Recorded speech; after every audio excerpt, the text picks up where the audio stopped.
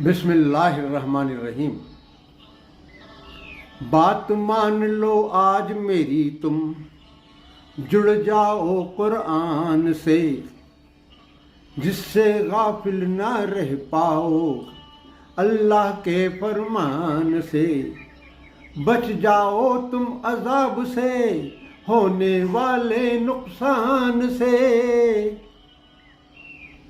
मोहलत तुम्हें दे रहा है अल्लाह, करो तुम ज्यादा सोच विचार नहीं। एक है तू एक है, ए अल्लाह ए मालिक ए ईश्वर, तेरा कोई पार नहीं।